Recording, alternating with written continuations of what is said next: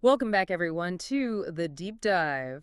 Today, we're jumping into something really cool, a list we're calling Anime Genesis, Top 10 Original Classics. Right. Our goal here is basically to figure out what made these specific, OG anime so important. Give you a kind of shortcut to understanding anime's roots and, well, why they still resonate. Exactly. And it's important to get this. Huh. These aren't just like old cartoons collecting dust. These are truly iconic shows. Their influence, it's everywhere today. They really did define genres, pushed boundaries creatively. I mean, they built the visual language we see now. Totally. Knowing these classics really gives you a leg up, helps you see the DNA in modern anime. So, So let's get started. We'll count down from 10. Kicking us off at number 10. The legend itself, Dragon Ball, from way back in 1986. This is the original series, before Z, before Super. Goku's first big adventure, the training arcs, the power scaling, that focus on friendship and rivalry. It basically wrote the playbook for shonen anime, right? That whole long-form character growth thing just grabbed audiences everywhere. hmm And speaking of defining genres, number 9, Sailor Moon from 92. Just as key. It totally revolutionized the whole magical girl setup. Young girls getting powers, fighting evil.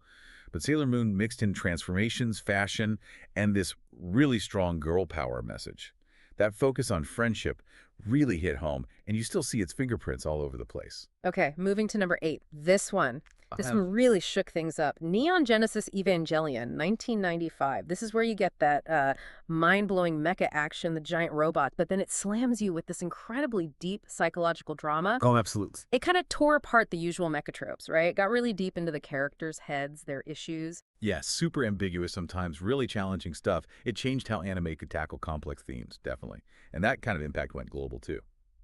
Which brings us to number 7, Akira, the movie from 1988. This film was huge.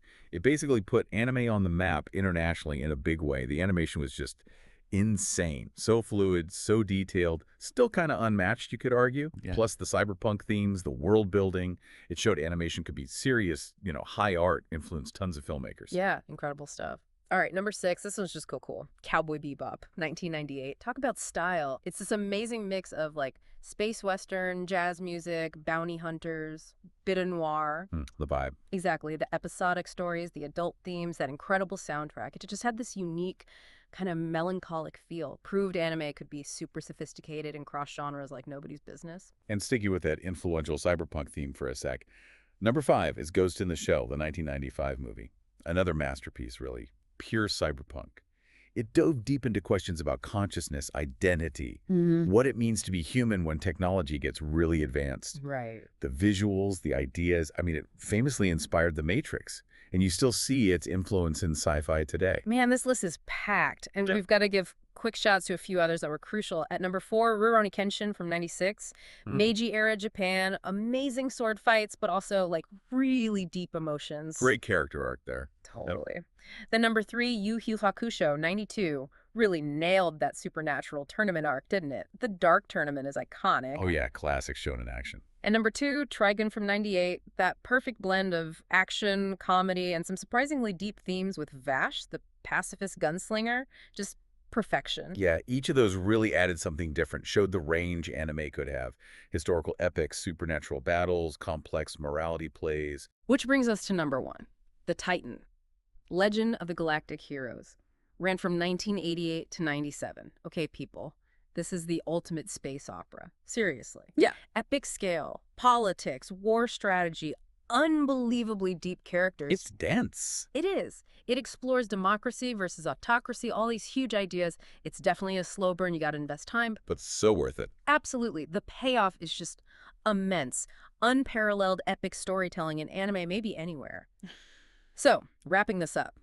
Looking back at all these, from Dragon Ball's adventures to Evangelion's deep dives to the huge scope of galactic heroes, these shows didn't just entertain, they literally built the foundations of the industry we know today. Their legacy is just undeniable. That's really the key takeaway, isn't it? When we do these deep dives, we see how certain works become more than just popular. They become cornerstones. They're the innovators, the ones that pushed everything forward and, inspired everything that came after. Makes you think, doesn't it? Looking at these trailblazers, what actually makes any creative work truly original or foundational? Not just in anime, but in any art form. And how do those first sparks keep igniting new ideas decades later? Something to chew on until next time.